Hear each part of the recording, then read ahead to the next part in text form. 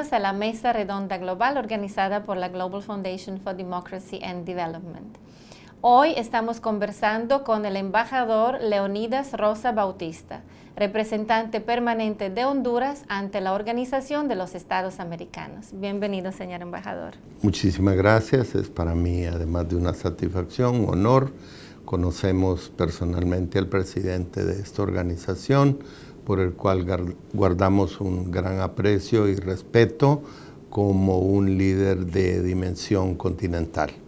Muchas gracias por estos cumplidos y este aprecio. Pues vamos a presentarle a nuestra audiencia brevemente. El embajador Leonidas Rosa Bautista es un destacado abogado que ha combinado la actividad docente, el ejercicio profesional privado y la administración pública por un periodo de más de 35 años. En 2003 desempeñó el cargo de secretario de Relaciones Exteriores de la República de Honduras. Ha sido proveedor general de la República, viceministro de Gobernación y diputado del Congreso Nacional. Un poco antes de ocupar su cargo en la OEA, el señor Rosa Bautista fue fiscal general del Ministerio Público, donde se enfocó en el castigo de los delitos comunes. En el año 2011, el presidente de la República lo nombró como representante permanente de Honduras ante la OEA. Meses después, el embajador se desempeñó como presidente del Consejo Permanente y actualmente es vicepresidente de la Comisión de Seguridad Hemisférica del Consejo Permanente de la OEA. Vamos a empezar hablando de la OEA, que usted hasta ahora ha conocido mucho, sabe mucho de la OEA. La Asamblea General recientemente tuvo lugar aquí mismo en Washington. ¿Nos puede comentar un poquito cuáles son los resultados de esa última Asamblea General? ¿Hay algunas nuevas ideas, algunos nuevos planes de implementación? ¿Y qué podemos esperar entre esta Asamblea General y la próxima que realmente va a tener lugar en Santo Domingo, República Dominicana? Siempre he tenido una visión profundamente optimista de las cosas, no solo de mi país, sino del modelo hemisférico. Vale la pena hacer algunas puntualizaciones breves sobre la OEA. Yo creo que la OEA tiene unas características que la hacen irrepetible. En el marco de la OEA siempre se dice que si la OEA no existiera habría que crearla.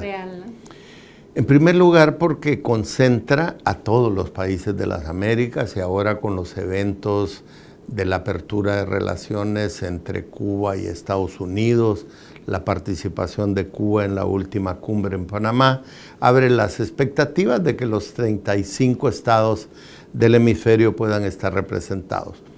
Pero además de eso, creo que nadie con algún grado de escolaridad desconoce que una de las tareas más difíciles que nos dejaban tanto en la academia era estudiar la OEA, y nos parecía con todos sus nombres y todos sus esquemas como muy difícil preguntas de contestar. Pero vivimos como que la OEA es realmente no solo el de más antigüedad, esfuerzo de diálogo político hemisférico, sino que tiene alguna respetabilidad.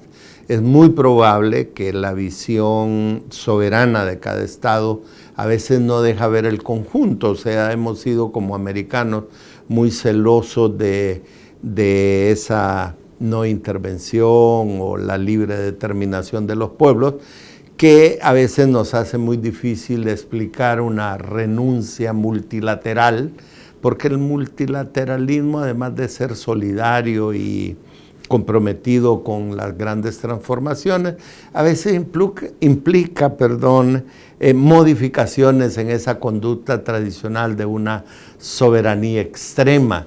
Hablamos por un lado de un mundo globalizado, pero lo entendemos como que solo es en economía, al grado que ahora se dice que los estados han seguido globalizando sus economías, pero que no se han globalizado políticamente. Entonces, esa es una circunstancia que hay que considerar siempre en la idea. Estados que aun cuando tenemos diferencias de tamaño, de estadios de desarrollo, pero somos ahí jurídicamente iguales. y eso implica un alto grado de dificultad de diálogo, de consenso, que a veces hace complejo el proceso, pero inevitable para llegar a conclusiones. Hechas estas salvedades, a partir de los últimos 4 años que tengo de estar en el contexto de la OEA, creo que hemos podido notar o establecer visiones de país y visiones hemisféricas. Creo que hay como un convencimiento de 2 cosas, unas que podemos sentar como axiomáticas, digamos, el creer eso que le decía, que la OEA es el mejor mecanismo de diálogo hemisférico. En segundo lugar, de que realmente no podemos sustituirla por otros mecanismos. Entonces, la tarea es renovarla, actualizarla, adecuarla a los tiempos. Y en esto la OEA fundamentalmente enfoca esa visión estratégica que le hemos dado en llamar y tiene que ver con esta asamblea, porque esta asamblea es un poco atípica, realmente es una asamblea que debería haberse realizado en Haití, pero por las circunstancias políticas de Haití, Haití renunció a esa posibilidad y se realizó como mandan los estatutos en la sede de la Secretaría General, que es acá Washington. Entonces eso nos permitió fijar en esa agenda un tema que parecía neutral o muy ambicioso, presente y futuro de la OEA, pero con un antecedente, que es el antecedente de las posiciones que fijaron tanto el secretario general anterior como un grupo de representantes dirigido, diría muy hábilmente, por el embajador Rabasa de México, que tuvo un liderazgo en esto de plantear esquemáticamente lo que podría ser una visión. Entonces hemos adoptado... Allí le quiero preguntar, porque usted mencionó la visión estratégica, es un punto muy importante para la OEA, para su presente y para su futuro, ya lleva un par de años desarrollándose. ¿Nos puede comentar un poco qué incluye esta visión estratégica? Tenemos 3 años y la visión estratégica gira alrededor de algo que ya tenemos concertado en la Carta de los Estados Americanos, que diría la Constitución de la OEA. La OEA funciona en base a 4 pilares fundamentales: seguridad hemisférica, democracia, derechos humanos y desarrollo. Todos están interrelacionados y obviamente no es lo mismo el tema de seguridad para unos estados, es posible menos importante que para otros, depende de las circunstancias y las coyunturas. Democracia es uno de los temas que a veces lleva mayor discusión por estas posibles interpretaciones entre democracia representativa y democracia participativa, donde hay un debate, diría, de alguna manera académico, ideológico, tratando de ponerle matices nuevos al concepto de democracia, coincidiendo con aquellos que piensan que hay democracias deseables, pero hay también democracias posibles, y a veces las democracias posibles no coinciden con las que desearíamos tener. Y desarrollo, que tiene que ver mucho más con los países, por decir así, el Caribe, Centroamérica, que algunos de los países que han logrado estadios mayores. Sin embargo, en cada uno de estos temas vemos una interrelación.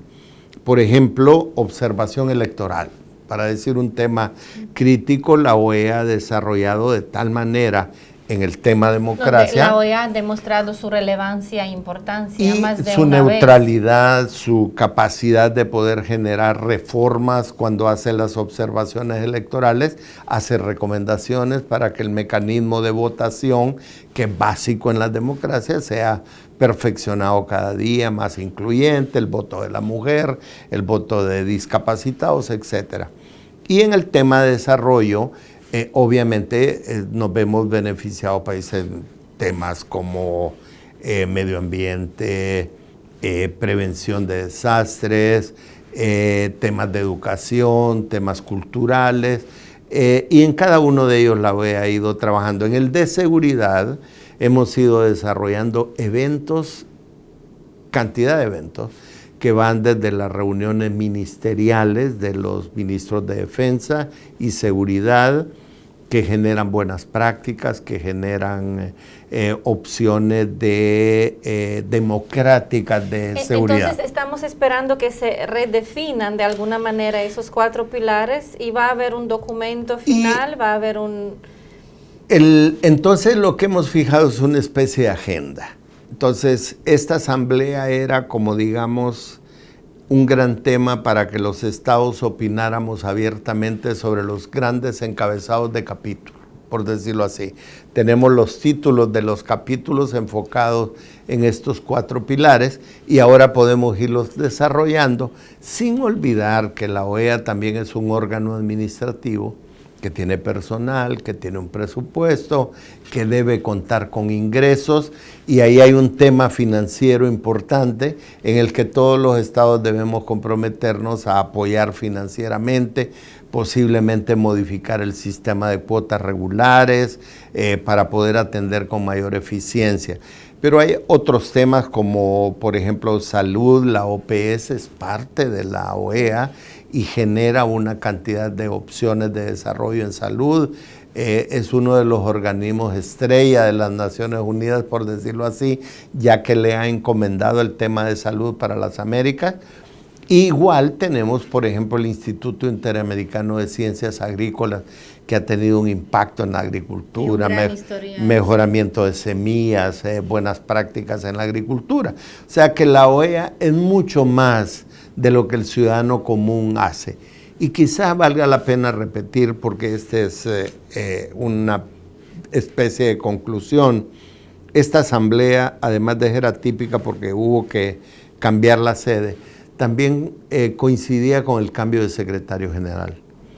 Y en esto ha habido muchas expectativas. Por supuesto, diría que a veces demasiadas. Uno no puede poner sobre las espaldas de un solo ciudadano sin la cooperación de los demás toda una carga del tamaño de la OEA. Pero me parece que la escuela, por decirlo de alguna manera, del ex canciller Almagro, ahora secretario general del grupo de Uruguay, que Uruguay está haciendo una especie de modelo de sociedad que va evolucionando y va cambiando de una manera democrática y pacífica. Entonces se generan muchas esperanzas y él ha dicho una frase que se ha adoptado con mucho entusiasmo: ¿cómo hacemos una OEA más cercana a la gente? Porque pareciera ser una herramienta de los estados, y más que de los estados, de los gobiernos. Y entonces ahora, ¿cómo hacemos que el ciudadano común... Bueno, ya se ha hecho mucho con la sociedad civil, donde incluso nosotros como fundación participamos. Por Recientemente supuesto. hubo cientos de personas. Y hemos dejado ahí al final el tema exitoso también de derechos humanos. Sí. El tema de derechos humanos para la OEA ha sido un tema exitoso por el pasado, por el presente y por el futuro. Pero también tenemos que hacer unas revisiones, o sea, tenemos que salirnos del esquema tradicional de la visión de la Guerra Fría. Todo el mundo se ha salido de él, pero a veces se mantienen algunos rezagos y entonces hay que poner a las partes en algún balance. Durante la Guerra Fría nosotros privilegiábamos la fragilidad del ciudadano frente a un Estado poderoso, armado, violento, capaz de quitarle la vida a la gente, contra estados que han ido cambiando, democráticos, y a veces que necesitan también un espacio de defensa, de aclarar su realidad frente a un denunciante que a veces abandonó los tribunales locales para hacer un litigio en los tribunales internacionales, y a veces con organizaciones casi transnacionales que tienen recursos y tienen suficientes estructuras de abogados que defienden, y a veces los estados pequeños no tienen esa capacidad. Este año, en octubre, va a haber una reunión ministerial sobre el derecho integral en Honduras, precisamente, una reunión ministerial organizada por la OEA.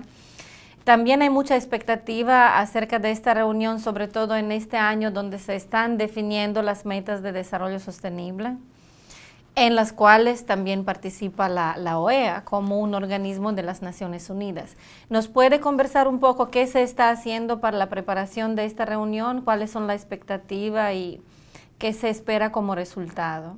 Bueno, como país estamos muy entusiasmados porque nos corresponde también la presidencia del Programa Interamericano de Desarrollo Sostenible o del Consejo Interamericano de Desarrollo Sostenible.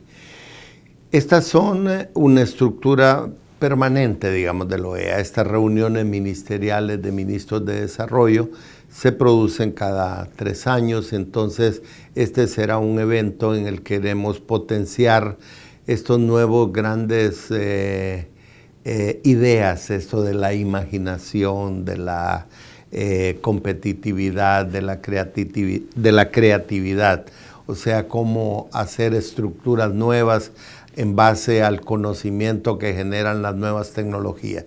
Eso será parte importante. Y estamos muy entusiasmados porque justo el día de ayer tuvimos una reunión preparatoria de estos eventos. El lunes y martes de la próxima semana tendremos una reunión preparatoria formal, la anterior fue informal, y ya contamos con la presencia de todos los estados. Por lo tanto, hay un interés. Esto tiene que ver con lo que llamamos el Programa Interamericano de Desarrollo Sostenible. Y como usted bien explicaba, coincide un tanto con las metas de Naciones Unidas de Desarrollo, aunque hay como una tendencia a tener el orgullo de separar a los programas americanos de los programas generales de Naciones Unidas. Justo ese es un tema de debate, pero caminamos en ese sentido. Estamos justo en Dominicana, hace algunos años, se aprobó el plan operativo, el programa integral de desarrollo sostenible está siendo actualizado y ya de una vez estamos incorporando la posibilidad de que el manejo del mismo sea dentro de esta nueva visión estratégica para no desordenar el esquema e ir coordinando sostenibilidad entre todos los proyectos.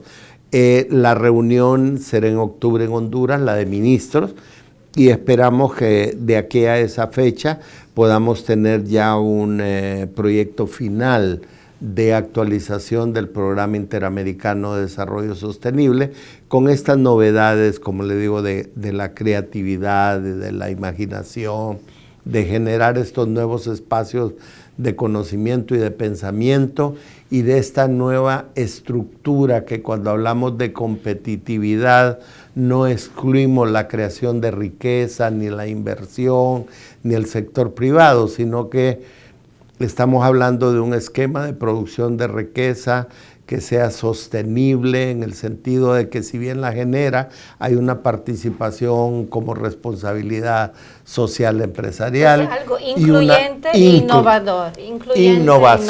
Innovación, y por eso le agregamos el tema de competitividad, que no necesariamente tiene que ser contrario a producir riqueza y utilidades para alguien, siempre y cuando sean legítimas y compartidas con las poblaciones.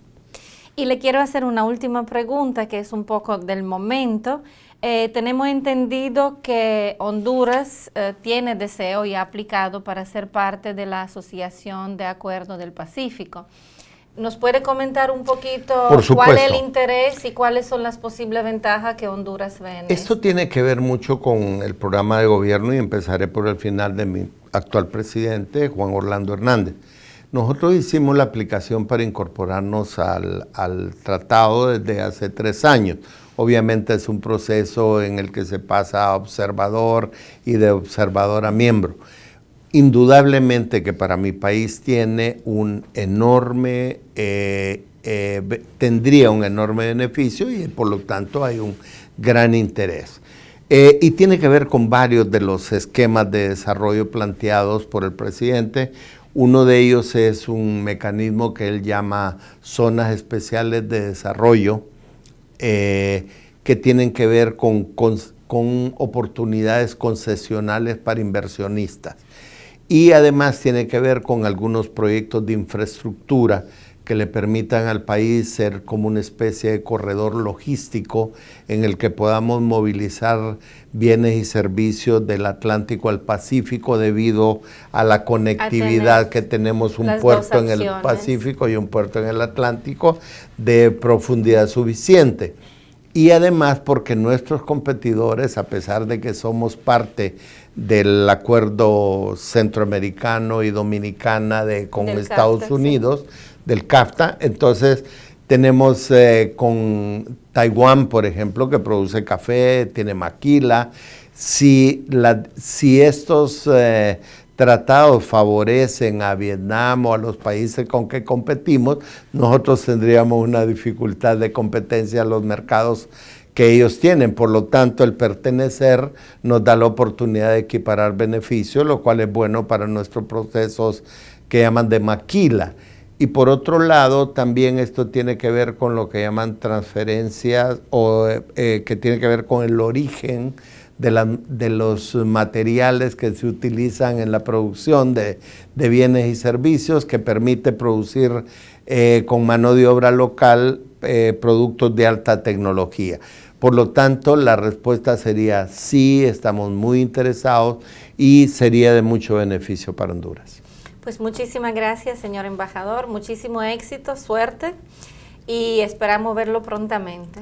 Muchísimas gracias a ustedes, un saludo a la Fundación, espero que siga siendo el proceso de comunicación y democracia que hacen muy bien. Gracias. Gracias.